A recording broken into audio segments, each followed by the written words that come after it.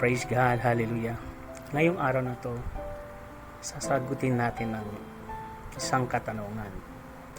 Ano nga ba ang kaligtasan o salvation? Dahil sa dinami-daming reliyon dito lang sa Pilipinas, napakaraming reliyon. Kaya yung iba sinabi nila, basta gumawa ka lang ng mabuti, tumulong sa kapwa mo, paliligtas ka na. Napakalungkot mang sabihin, hindi po totoo yun. Dahil ang totoong kaligtasan ay kay Jesucristo lang. Ito'y isang regalo, tanggapin mo lang siya bilang iyong personal Lord and Savior. Sinabi sa Ephesians 2:8-9, "For by grace you have been saved through faith.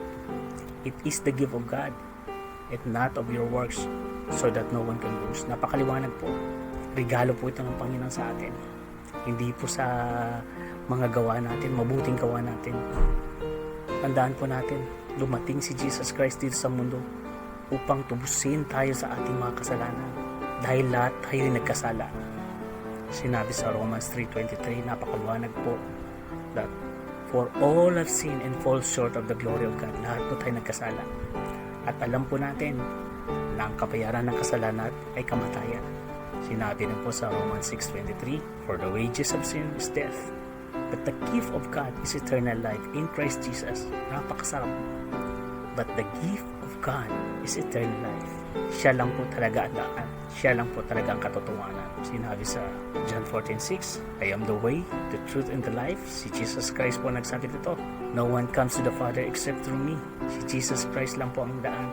Kaya itong araw na to, inaanyayahan ko kayo na tanggapin natin si Lord Jesus Christ bilang ating personal Lord and Savior. Kakonfess lang natin ang ating mga kasalanan. Tapat po ang Panginoon. Dahil sinabi niya sa 1 John 1:9, "If we confess our sin, He is faithful and just to forgive our sins and to cleanse us from all our unrighteousness." Napakasarap. Ganun lang po. Ganun po kabait ang Panginoon. Ganun po tayo kamahal ng Panginoon. So inananyahan ko kayo na sumunod sa panalangin ito. Dear Lord Jesus, binubuksan po ang aking puso. Patawarin niyo po ako sa aking mga kasalanan. Tinatanggap ko po kayo bilang aking personal Lord and Savior. Simula pong araw na to,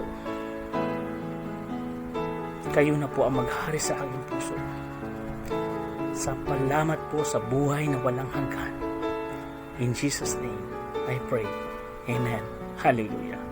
Kung sinunod mo ang panalangin ito, kapatid, simula ngayon, ikaw na isang anak ng Panginoon. Hallelujah. Praise God.